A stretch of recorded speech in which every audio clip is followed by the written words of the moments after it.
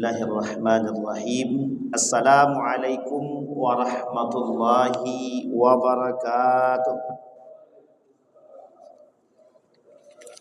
Alhamdulillahi rabbil alamin. Alhamdulillahilladzi arsala rasulahu bil huda wa dinil haqq liyudhhirahu 'alad dini kullih wa kafa billahi shahida. Asyhadu an la ilaha illallah wahdahu la syarika lah wa asyhadu anna Muhammadan abduhu wa rasuluh la nabiyya ba'd. Allahumma shalli wa sallim wa barik ala hadzal nabiyil karim. Allahumma shalli ala Muhammad wa ala ali Muhammad fil alamin innaka Hamidum Majid. Ya ayyuhan nasu taqu rabbakumul ladzi khalaqakum min nafsin wahidah wa khalaqa minha zawjaha wa batha minhuma rijalan katsiran wa nisaa'a wattaqullaha alladzi tasaaluna bihi wal arham innallaha kana 'alaikum raqiba. Wa qala Allahu ta'ala ya ayyuhalladzina amanu taqullaha wa qulu qawlan sadida yuslih lakum a'malakum wa yaghfir lakum dhunubakum wa may yuti'illaha wa rasulahu faqad faza fawzan 'azima. Puji syukur kehadirat Allah dengan mengucapkan alhamdulillahirabbil alamin. Berselawat kepada Nabi dengan mengucapkan Allahumma shalli ala Muhammad wa ala ali Muhammad fil alamin innaka Hamidum Majid. Bapak Ibu sekalian yang berbahagia, mudah-mudahan Allah limpahkan rahmat dan keberkahan. Insyaallah kita semua husnul khatimah. Amin ya rabbal alamin. Untuk orang tua kita yang telah mendahului, Allah tempatkan di tempat terbaik di sisinya. Allah terima amal ibadahnya. Allah kumpulkan bersama orang-orang yang saleh. Untuk orang tua kita yang masih hidup, Allah sehatkan, Allah kuatkan, husnul khatimah. Amin ya rabbal alamin. Baik Bapak Ibu sekalian yang berbahagia, kita lanjutkan kajian kita. Malam hari ini kita ngambil dari satu buku Fiqhus Salaf fil Fitan, At-Tariqah Al-Ilmiyah Al-Amaliyah, Al-Manhaj As-Salafus Salih fi At-Ta'amul Ma'al Fitan. Malam hari ini kita akan mengambil dari buku, materi dari buku fikihnya para ulama-ulama salaf tentang persoalan-persoalan fitnah yang terjadi di akhir zaman. Dalam satu hadis baginda Nabi Muhammad sallallahu alaihi wasallam, dukhulul fitan buyutal arabi. Dukhulul fitani buyutal arabi. An Auf bin Malik radhiyallahu anhu qala ataitu an-nabi sallallahu alaihi wasallam fi ghazwati Tabuk wa huwa fi qubbati min Adam faqala u'dud sittan baina yaday as-sa'ah. Aku mendatangi, kata Auf bin Malik, ataitu an-nabi sallallahu alaihi wasallam, aku mendatangi baginda Nabi Muhammad sallallahu alaihi wasallam dalam perang Tabuk. Kemudian beliau berkata, faqala, baginda Nabi Muhammad sallallahu alaihi wasallam berkata, u'dud sittan baina yaday as-sa'ah. Persiapkanlah karena akan ada 6 perkara sebelum terjadi hari kiamat itu. Atau u'dud sittan baina yaday as-sa'ah. Ada 6 perkara yang menjadi tanda datangnya hari kiamat. Kata baginda Nabi Muhammad sallallahu alaihi wasallam, yang pertama mauti. Kata Nabi. Matinya baginda Nabi atau meninggalnya baginda Nabi Muhammad atau wafatnya baginda Nabi Muhammad sallallahu alaihi wasallam menjadi tanda datangnya hari kiamat, atau lebih tepat disebut dengan tanda akhir zaman. Karena baginda Nabi Muhammad sallallahu alaihi wasallam sendiri disebut dengan akhirul anbiya karena memang tak ada nabi setelahnya menjadi akhir zaman, kata para ulama. Akhirnya nabi itu menjadi akhirnya zaman. Karena setiap ada zaman ada nabi dia. Kita mulai dari Nabi Adam, manusia pertama, peradaban pertama. Ada nabi dia, namanya Adam. Maka terus berjalan sampai pada masanya. Kata baginda Nabi, akhirul anbiya. Nabi adalah nabi terakhir, menjadi salah satu tanda bahwa akhir zaman, akhirnya zaman. Kata Nabi, mauti, Dalam kitab Armageddon dikatakan meninggalnya Nabi atau wafatnya Nabi itu menjadi salah satu tanda kiamat kecil, atau tanda-tanda datangnya hari kiamat, tanda-tanda kecil akan datangnya hari kiamat. Meninggalnya baginda Nabi Muhammad SAW atau wafatnya. Yang kedua, thumma fathu baitil maqdis. Ini dia. Yang kedua kata Nabi, fathu baitil maqdis, pembebasan Baitul Maqdis. Ini tak bisa lepas dari ayat Al-Quran. Karena dalam Al-Quran penaklukan Baitul Maqdis ini akan terjadi dalam dua penaklukan yang besar. Yang pertama terjadi pada masa Umar bin Khattab, awalu iftitahi Baitul Maqdis. Umar bin Khattab manusia pertama pembuka jalan terhadap Baitul Maqdis. Itu Umar bin Khattab. Maka setelah itu dilanjutkan oleh selanjutnya siapa namanya? Salahuddin Al-Ayyubi. Yang kedua, tapi pada yang kedua ini adalah pembebasan penaklukan Baitul Maqdis dalam skala besar, yang oleh para ulama kata inilah penaklukan yang pertama dalam sejarah Baitul Maqdis secara besar-besaran. Sehingga terjadi perang salib setelahnya itu. Ada perang salib, nanti dampak daripada perbuatan tersebut. Baitul Maqdis. Kemudian kata para ulama di dalam Al-Quran kan ada dua kali. Dua kali kejadian besar itu yang terjadi terhadap Baitul Maqdis. Penaklukan pertama sudah dilakukan Muhammad Salahuddin Al-Ayyubi. Maka yang kedua akan datang panji-panji setelahnya untuk menaklukkan kota Baitul Maqdis itu, Yerusalem, Palestina, dalam skala hari ini yang sangat besar, bahkan lebih besar lagi daripada yang sebelumnya. Kalau kita lihat sejarah pada masa Salahuddin Al-Ayyubi, oleh sebagian kalangan termasuk dari kelompok Syiah ada yang mencaci maki daripada Salahuddin Al-Ayyubi. Mereka caci maki Salahuddin Al-Ayyubi karena mereka mengatakan bahwa Al-Ayyubi telah mengambil tempat tinggal kami. Termasuk kaum-kaum Yahudi yang mencaci maki. Yang kedua, kata para ulama, yang sekarang sedang berjalan persoalan Baitul Maqdis, Masjidil Aqsa, Palestina, Yerusalem hari ini. Apakah sekarang itu sudah Fathu Baitul Maqdis? Belum. Sedang berjalan. Sedang berjalan. Nanti pada ada hadis selanjutnya yang sangat populer untuk kita sampaikan. Sedang berjalan penaklukan kota Baitul Maqdis hari ini, Yerusalem hari ini, Palestina hari ini, Gaza hari ini. Kenapa kita katakan sedang terjadinya penaklukan? Karena hari ini kita melihat banyak sekali yang kita saksikan baik melalui media sosial, baik bersifat video maupun berita dari media cetak atau media online, kita temukan apa yang terjadi dengan kasus Baitul Maqdis hari ini. Mungkin sekarang mulai sedikit tak nampak atau mulai redup kasus Palestina, tapi ingat, uniknya di tengah perperangan Israel dengan Iran, yang kita lihat yang heboh sekarang itu persoalan Israel dengan Iran. Tapi lupa dengan Israel dengan Gaza itu. Coba bayangkan. Pintarnya dunia membuat satu skema di tengah persoalan Iran dengan Israel, Israel masih sempat menghancurkan Gaza. Baik, yang kedua Baitul Maqdis. Penaklukan kota Baitul Maqdis.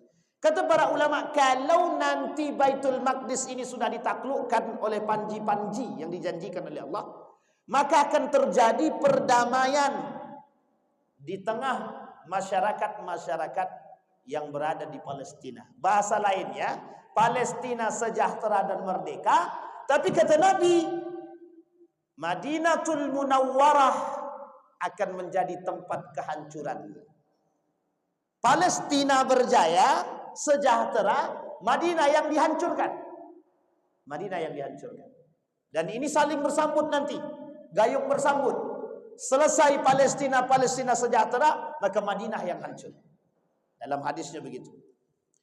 Yang ketiga, yang pertama meninggalnya atau wafatnya baginda Nabi Muhammad SAW. Yang kedua, Fathu Baitul Maqdis. Yang ketiga, thumma mutanun ya'khudhu fikumul ghanam. Akan datang kepada kalian wabah, yang wabah itu akan mengambil atau membunuh binatang-binatang ternak kalian. Dulu sudah pernah terjadi pada masa Umar bin Al-Khattab, sudah pernah terjadi, dan beberapa periode sudah pernah terjadi wabah-wabah seperti ini. Bahkan sempat dikatakan dalam hadis yang lain tentang ta'un. Bahkan kita pernah mengalami wabah yang sangat cukup menyakitkan, terlepas dari atau dibalik daripada skenario yang dibuat dan lain sebagainya, terlepas daripada itu semua, tapi kita pernah merasakan ketakutan dan kegentingan yang dibuat, atau meskipun bukan dibuat atau wabah benaran, terserah orang mau bilang apa, tapi kita nampak 2 tahun lebih wabah itu menyerang negara Republik Indonesia secara khusus, umumnya seluruh negara. Namanya COVID-19. Hati-hati, siapa tahu setelah ini akan datang pula wabah yang lain kan. Nah, ini yang kita takutkan. Mudah-mudahan tidak ada lagi wabah-wabah yang lain. Itu mutan, wabah selanjutnya. Nah, akan mengambil ghanam, akan mengambil binatang-binatang ternak kalian, membunuh binatang-binatang ternak, seperti penyakit flu burung yang bisa membunuh hewan-hewan ternak. Kemudian kata Nabi, "Tsumma istafadatul mali hatta yu'ti ar-rajul 100 dinar fayadhillu sakhitan." Akan terjadi fitnah al-amwal, harta melimpah di tengah manusia. Orang-orang bersedekah, semua bersedekah. Akan banyak fitnah ini akan datang kepada mereka. Semua memiliki kekayaan yang melimpah, sulit mencari manusia yang miskin. Ini akan datang pada masanya. Sehingga ketika itu fitnah harta ini menjadi satu hal. Di dalam hadis yang lain dikatakan oleh baginda Nabi Muhammad SAW. Kata baginda Nabi Muhammad SAW, "Sami'tu Rasulullah SAW yaqul," dari Ka'ab bin Iyad, "Inna likulli ummatin fitnatan." Setiap umat ini punya fitnah. Wa inna fitnata ummati al-mal. Yang akan terjadi fitnah pada umatku, kata baginda Nabi, adalah fitnah harta. Nah, sekarang kan nampak tuh fitnah hartanya, Pak. Ini tak perlu kita jabarkan, sebenarnya sudah tahu semua. Orang berkelahi karena duit, orang berkelahi karena kekuasaan, orang berkelahi karena jabatan, orang saling bunuh-bunuhan karena duit, dan lain sebagainya. Karena duit 2.000 bisa saling bunuh. Persoalan, ya karena memang duit penting. Manusia hari ini berpikir tentang itu. Bahkan kata Nabi, Tuhan mereka, agama mereka, wadinuhum dananiruhum. Kata Nabi, kelak yang menjadi agama mereka itu bukan Islam.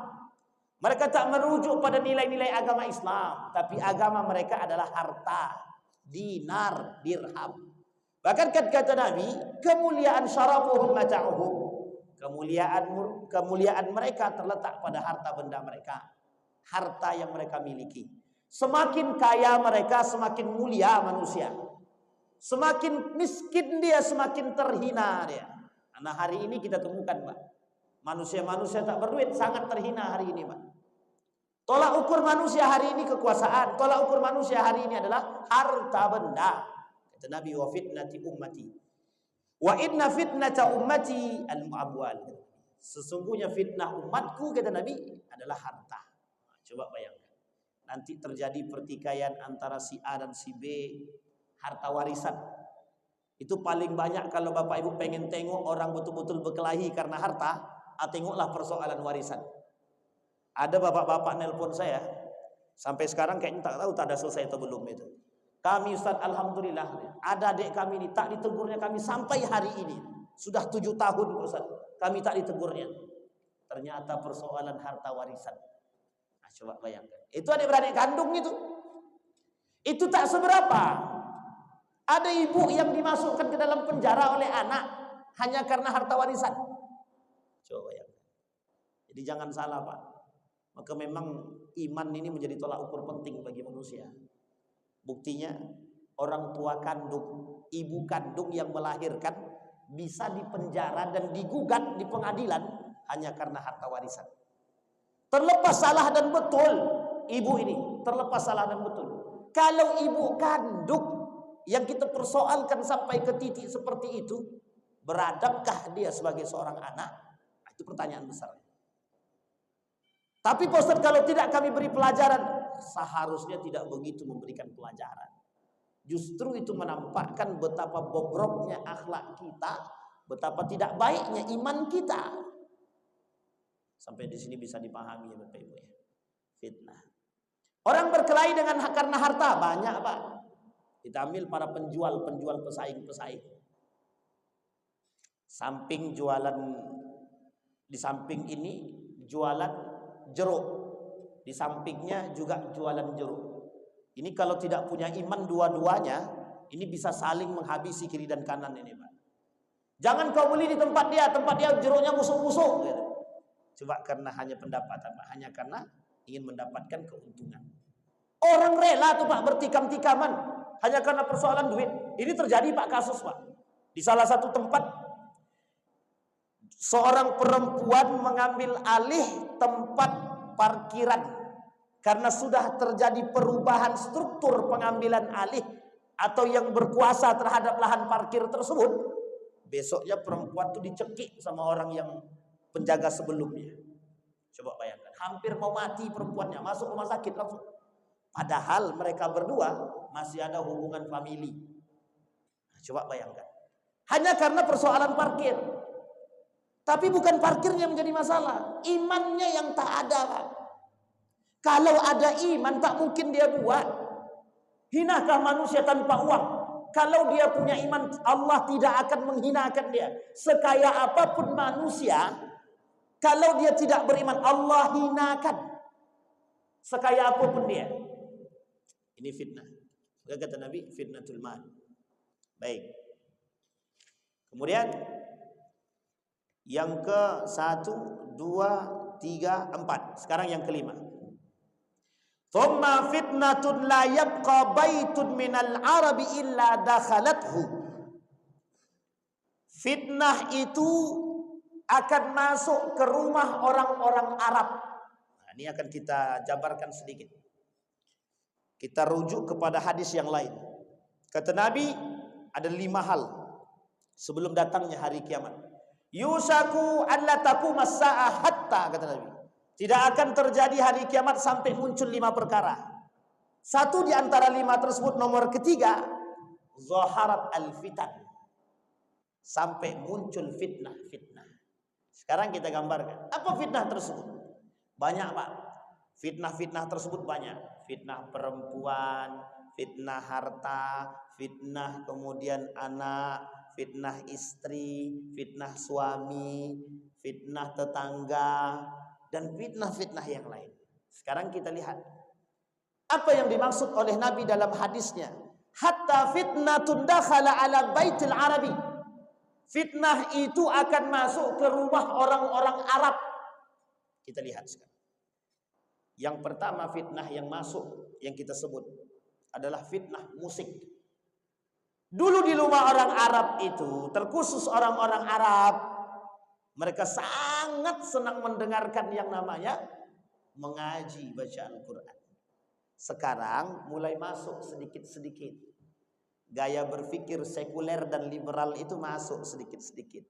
Lebih banyak mendengarkan musik ketimbang Al-Quran. Ini terjadi di Andalusia. Baca sejarah lengkapnya Andalusia. Ada seorang pemuda namanya Ziryab, pemain musik, ahli seni musik, yang masuk ke dalam daulah atau dinasti Andalusia, yang mampu merombak semua dinasti, mampu merombak sirkulasi yang terjadi di Andalusia. Yang tadinya senang mendengarkan Al-Quran, datang musik, Al-Quran dilupakan, musik disanjung-sanjung. Sekarang saya tanya, kejadian itu sama tidak di tempat kita sekarang? Nah, ini Bapak Ibu yang bisa jawab. Di rumah Bapak Ibu lebih sering mana yang Bapak Ibu putar? Musikkah atau ngajikah atau Al-Quran kah? Kalau Al-Quran yang Bapak Ibu sering putar daripada musik, itu betapa senangnya hati. Orang-orang seperti ini orang-orang beruntung. Tapi yang kita khawatirkan adalah di rumah kita lebih senang kita dengarkan musik daripada yang lain. Tapi kalau selawat bagaimana Pak Ustaz? Tergantung frekuensi.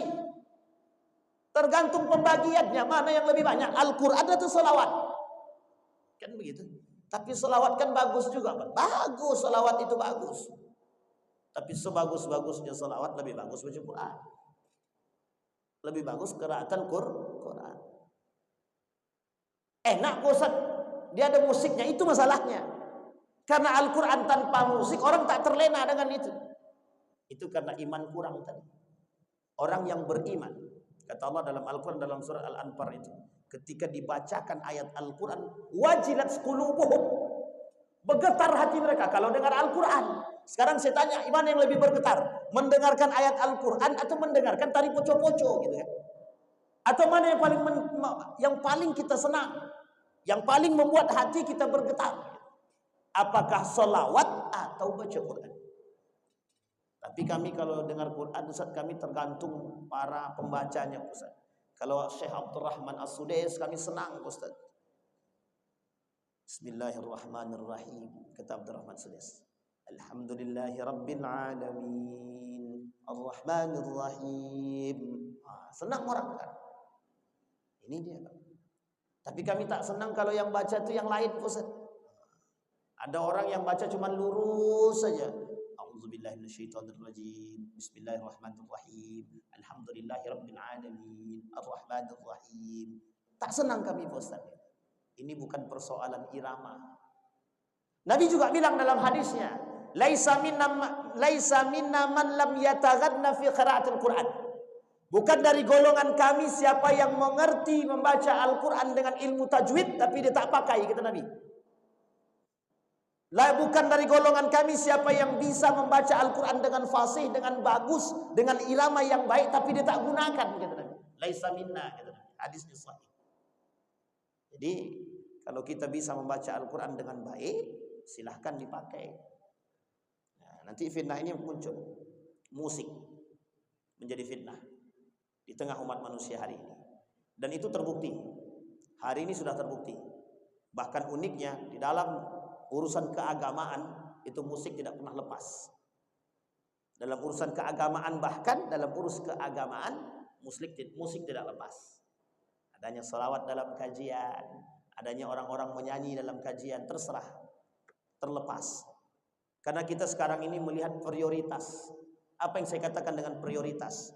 Mana yang kita prioritaskan dalam kajian itu? Mendengarkan pengajian atau mendengarkan salawatan? Mendengarkan kajian atau mendengarkan musiknya? Itu yang menjadi prioritas kita. Tapi mengapa harus kajian itu diimbangi dengan musik gitu? Oh, ini adalah dakwah zaman modern. Mudah-mudahan niat karena Allah berdakwah. Tapi yang kita khawatirkan dari sekian banyak yang datang, mereka datang bukan untuk pengajian, tapi mungkin mereka datang hanya untuk melihat fans mereka yang datang. Itu yang kita takutkan. Na'udzubillah, summa na'udzubillah. Berapa banyak fans yang datang? Misal dia fans pada Roma Irama, dalam kajian didatangkan Bang Roma. Orang sebenarnya mau dengar kajian atau mendengarkan Roma? Itu yang kita takutkan. Itu yang kita khawatirkan. Sehingga mohon maaf, kita bukan mendengarkan kajian, tapi justru kita ngefans sama orang yang didatangi. Ini yang kita takutkan. Yang kita takutkan, yang sekarang ternyata ketakutan itu terjadi. Nabi mengkhawatirkan keadaan tersebut. Itu yang pertama. Sekarang Bapak Ibu boleh lihat, orang-orang Arab hari ini senang hiburan, Pak. Dan senang mereka dengan musik, senang mereka datang ke tempat-tempat yang ada musiknya. Bahkan banyak tempat-tempat di negara-negara Arab sekarang ini sudah didirikan yang namanya tempat konser. Sudah ada tempat untuk karaoke. Sudah ada tempat untuk nonton bioskop. Coba bayangkan. Dan itu sudah dibuat. Artinya fitnah ini mulai nampak. Itu yang pertama. Yang kedua, fitnah pakaian terhadap keluarga. Bahkan orang-orang Arab pun terkadang, ya memang tidak semua, Tapi kita mengecam perbuatan-perbuatan orang-orang Arab yang mengerti agama, yang mereka ngerti betul tentang sejarah dan agama, nilai-nilai agama, tapi justru di dalam rumah mereka keluar daripada nilai-nilai agama. Orang-orang yang keluar tidak lagi menggunakan pakaian tertutup, tapi mereka sudah berani membuka. Mereka tak pakai kerudung, meskipun tertutup tapi tidak pakai kerudung, tidak pakai jilbab. Mereka sudah bisa bercampur dan berbaur dengan laki-laki dan perempuan dengan alasan hak asasi manusia, human right yang harus dijunjung tinggi. Artinya apa? Sekulerisme, liberalisme, gaya berpikir yang liberal, yang sekuler sudah tertanam dalam diri-diri mereka. Sehingga mereka akan katakan agama harus diselingi dengan hiburan. Sampai di sini paham Pak ya? Agama harus diselingi dengan hiburan. Kalau cuma diselingi berarti proporsinya sedikit. Lebih banyak agama ketimbang hiburannya. Tapi sekarang terbalik, bukan menyelingi. Al-Quran tuh yang menjadi selingan sekarang.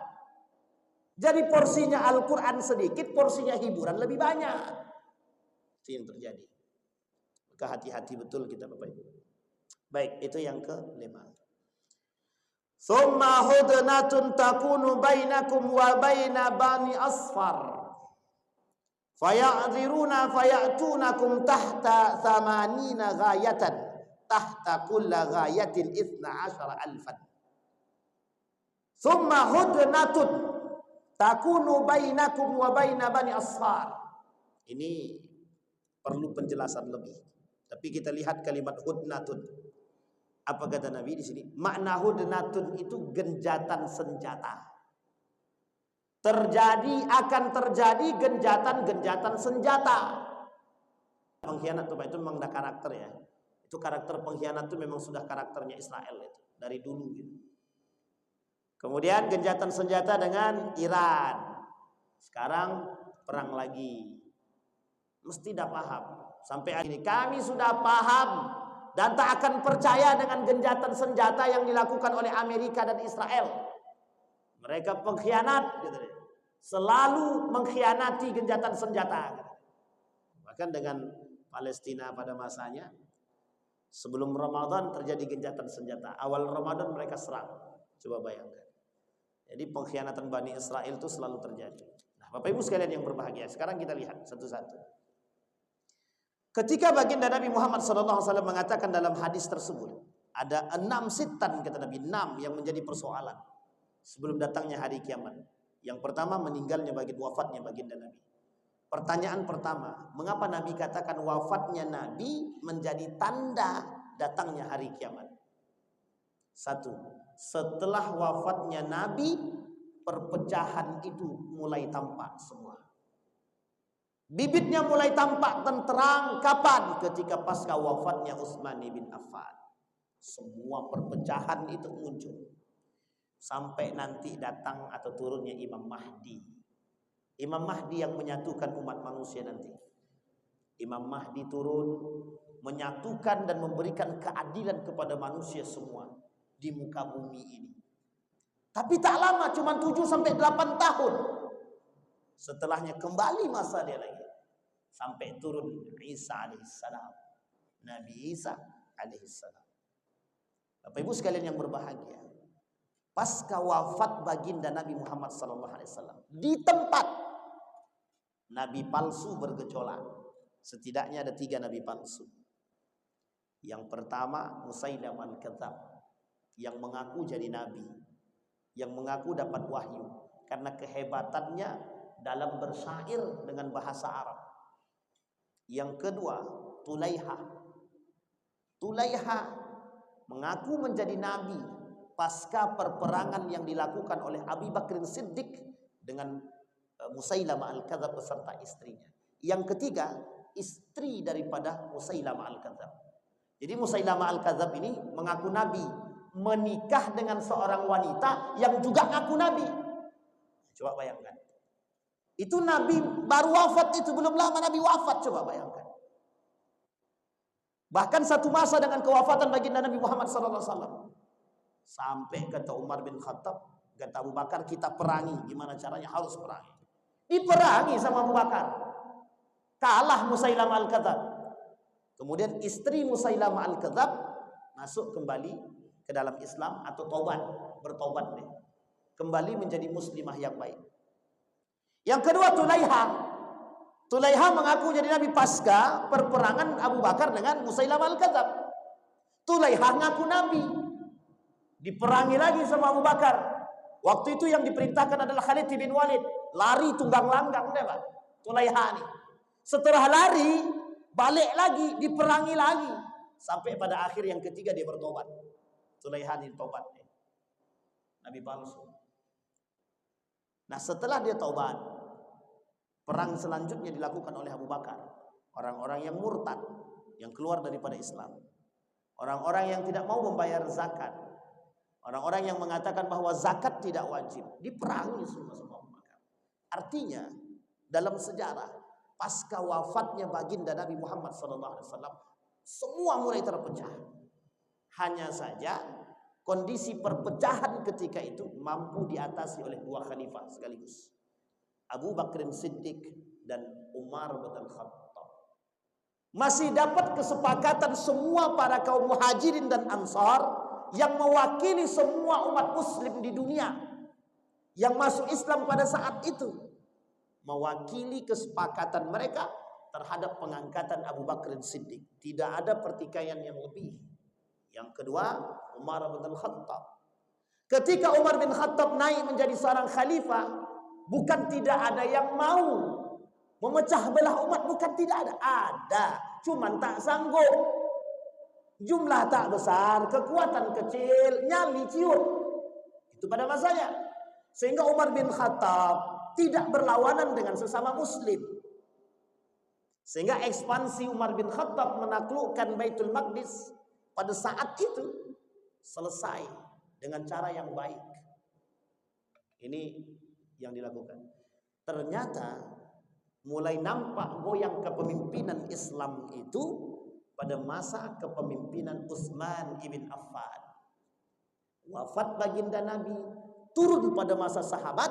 Disinilah Khalifah Utsman ibn Affan, 6 tahun kepemimpinan pertama disayang, 6 tahun terakhir menjadi cikal bakal fitnah yang tumbuh di kalangan umat muslim.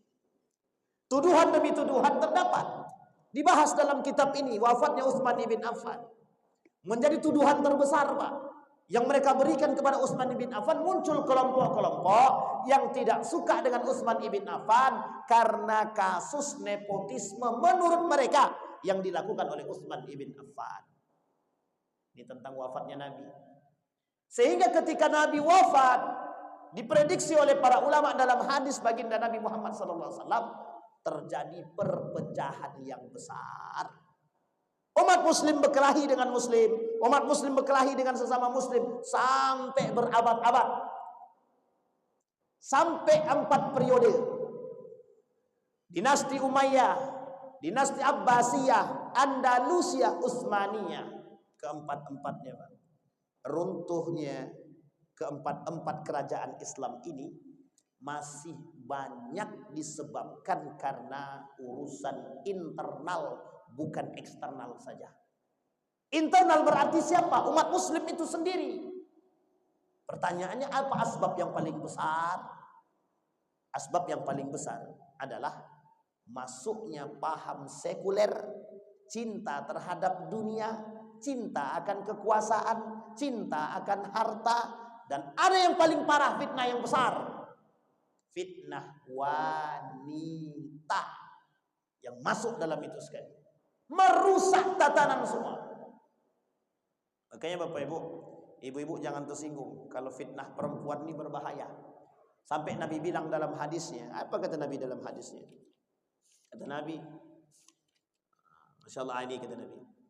Kata Nabi, inna dunya hulwatun khadirah wa inna allaha mustakhlifakum fiha fayanzur kaifa ta'malun fattaqun nara wattaqun nisa. Fa inna fitnata Bani Israil kana fin nisa. Nabi bilang, hati-hati dengan api neraka. Takutlah dengan api neraka. Dan takutlah kalian dengan fitnah perempuan, fitnah wanita. Kenapa begitu? Karena ternyata fitnah wanita ini itulah fitnah yang paling besar. Kata Nabi, adarru 'ala rijali minan nisa. Yang paling dikhawatirkan oleh Nabi fitnah itu terhadap laki-laki adalah perempuan. Coba bayangkan. Mungkin banyak harta masih bisa bertahan, Pak. Mungkin banyak memiliki kekuasaan masih bisa. Ketika ditawarkan jabatan masih bisa dia mungkin menolak. Ketika ditawarkan uang haram masih bisa dia tolak. 1 miliar, 2 miliar masih bisa ditolak. Tapi kalau sudah rayuan wanita, apalagi wanita itu mohon maaf agak sedikit seksi, goyang Pak, atuk-atuk pun ikut goyang. Kakek-kakek pun bisa ikut goyang. Nah, coba bayangkan. Apa fitnah perempuan tersebut? Banyak. Fitnah pakaiannya, fitnah ucapannya, fitnah tipu dayanya. Iblis itu paling senang menghasut perempuan. Jadi iblis itu paling senang berubah wujud menjadi perempuan, menjadi tukang fitnah, tukang hasut. Nah, tapi bukan perempuan ya, perempuan yang beriman, yang solehah, insya Allah tidak. Nah, ini poin penting, Pak. Sehingga fitnah ini menjadi besar, sangat besar. Kata Nabi, wa adur. Bahkan di dalam riwayat yang lain dikatakan, ma taraktu ba'di fitnatun akhwafa 'ala rijali minan nisa. Yang aku khawatirkan bukan persoalan rijal, laki-laki, tapi perempuan. Justru yang aku khawatirkan perempuan, kata Nabi. Kenapa? Karena fitnahnya lebih besar. Nah, jadi Bapak Ibu yang punya anak perempuan, jaga anak perempuannya Bapak Ibu. Jaga anak laki-laki dan anak perempuannya, jaga.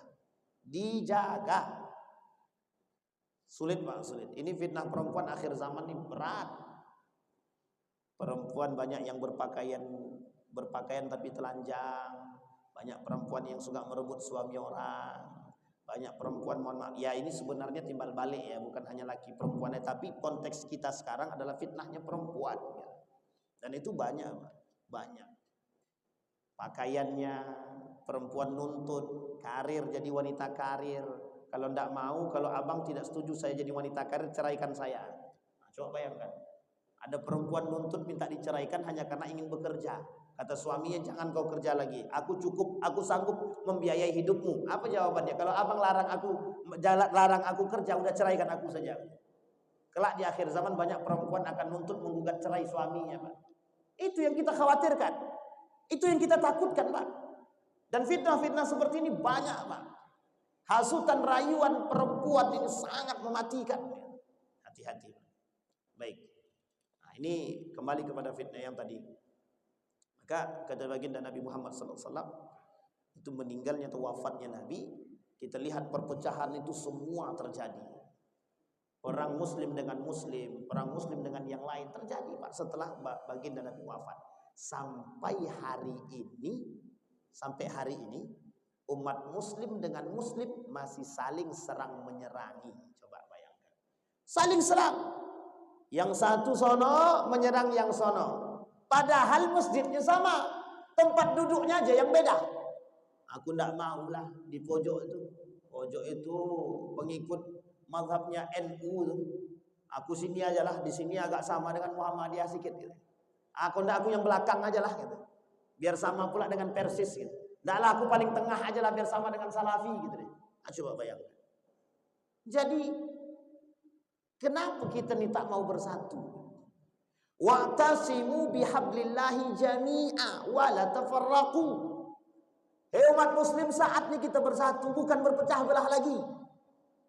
Berhenti saling mencaci dan memaki, berhenti. Saatnya kita sekarang untuk saling bergandeng tangan. Mazhab itu ada 4. Coba buka hati itu sesekali. Buka hati itu, buka hati dengan iman sesekali. Buka hati dengan ilmu, buka hati dengan iman sesekali. Tidak banyak, Pak, sesekali saja. maka akan terang mata kita nih melihat. Oh, ada rujukannya. Oh, ada dasarnya. Selesai, Pak. Tidak perlu kita heboh sebenarnya kan. Cuman yang menjadi masalah, mohon maaf, ego dan gengsi masing-masing. Itu yang menjadi masalah. Nah, ini perpecahan setelah Nabi muncul, Pak. Kemudian yang kedua, tadi sudah kita jelaskan sebagian tentang Fathu Baitul Maqdis. Bapak Ibu sekalian yang berbahagia. Dalam aliran para hadis dalam beberapa alur hadis baginda Nabi Muhammad SAW terkait tentang Baitul Maqdis ini, itu perperangan Baitul Maqdis kelak, Bapak Ibu sekalian yang berbahagia, yang terjadi dalam merebutkan atau perebutan Baitul Maqdis ini akan dibarengi dengan perang-perang yang besar, termasuk salah satunya Perang Dunia Ketiga. Ini prediksi. Ini persoalan sebenarnya sederhana. Baitul Maqdis, Palestina, sebagai salah satu sarana pemuka dan pembuka untuk Perang Dunia Ketiga. Sekarang kita bisa lihat yang akan berperang itu siapa-siapa saja. Amerika dengan Israel. Di belakangnya ada Inggris, ada Perancis, ada Jerman. Yang sebelah sini Iran, ada pendukungnya, Pak. Ada Cina, ada Rusia. Yang kita belum nampak keberpihakan Indonesia. Di mana? Negara-negara yang lain bisa kelihatan, Pak. Donald Trump sudah keliling tuh, Pak. Donald Trump sudah keliling. Keliling ke sana ke sini. Keliling ke Mesir, keliling ke Dubai, keliling ke Qatar, ke Dubai, kemudian Oman, Bahrain, kemudian ke Saudi Arabia, ke Mesir. Sudah masuk dia, Donald Trump. Wallahu alam. Apa lobbynya kita tidak tahu secara eksplisit. Tapi bisa kita tebak. Kalau untuk tebak-tebakan mungkin kita mampu melihat jalur propaganda politik yang dilakukan oleh Donald Trump. Artinya memecah belah umat muslim. Coba bayangkan, kita akan dipecah, Pak, antara kita milih siapa dengan siapa. Dan ini sudah kelihatan, Pak. Sudah kelihatan. Baitul Maqdis, Palestina, pembuka dan pemicu Perang Dunia Ketiga. Tapi sebenarnya karena itukah mereka berperang? Tidak. Bukan. Karena Timur Tengah satu tempat yang sangat strategis untuk saling rebut-rebutan dari sumber daya alam yang mereka miliki. Antara lain adalah minyak. Minyak akan menyebabkan negara tersebut berkuasa. Maka Iran berani atas Amerika karena dia punya minyak yang banyak. Kenapa Saudi Arabia, kenapa Bahrain, kenapa Kuwait, Dubai tidak seberani seperti Iran? Ini poin penting untuk dipelajari untuk kita semua. Tanda tanya, kapan waktu Bapak Ibu tengok saja sendiri alur politiknya. Baik. Nah, kemudian Bapak Ibu itu yang kedua. Jadi Baitul Maqdis ini penaklukan pertama sudah dilakukan oleh Salahuddin Al-Ayyubi. Dalam sejarah sudah kita dapat. Sekarang tinggal yang kedua. Maka kalau yang kedua ini sudah terjadi, maka kata para ulama akan terjadi kesejahteraan terhadap Baitul Maqdis, Palestina. Kalau sudah sejahtera Palestina, maka di situ akan terjadi kehancuran di Madinah. Maka tinggal tunggu tanggal mainnya, akan muncul gejolak-gejolak yang lain sampailah turunnya Nabi Isa alaihissalam dan datanglah hari kiamat. Dan itu masafanya tidak terlalu panjang kata para ulama. Mungkin diprediksi sekitar 100 sampai 200 tahun paling panjang. Nauzubillah tsumma nauzubillah. Pertanyaannya adalah, sudahkah kita mempersiapkan generasi kita untuk lebih kuat ke depan? Itu yang kita takutkan. Maka fitnah-fitnah seperti ini Bapak Ibu disampaikan oleh para ulama agar manusia mau mengambil ibrah dan mempersiapkan diri agar tidak terjerumus dalam kesalahan-kesalahan yang sama di masa mendatang yang terjadi pada saat ini. Bisa dipahami Bapak Ibu semua? Insya Allah mudah-mudahan kita semua yang hadir ini bisa memiliki generasi-generasi yang saleh dan solihah, yang bertahan dalam hantaman fitnah, yang kuat dalam hantaman cobaan. Karena kelak cobaan dan fitnah ini akan saling gayung bersambut pada masanya, dan kita akan melihat bagaimana kekuatan generasi kita setelah kita dalam menghadapi fitnah-fitnah ini, terutama dalam persoalan fitnah dunia. Nah, ini yang paling berat Bapak Ibu sekalian yang berbahagia. Mudah-mudahan ada manfaat bagi kita semua. Mudah-mudahan apa yang saya sampaikan bisa menjadi pedoman bagi kita, rujukan bagi kita, agar kita tetap bisa menjaga keluarga kita, bisa menjaga anak istri kita, agar tetap menjadi orang-orang yang beriman sampai datangnya hari kiamat. Amin ya rabbal alamin. Fa'tabiru ya ulil absar la'allakum tuflihun. Assalamualaikum warahmatullahi wabarakatuh.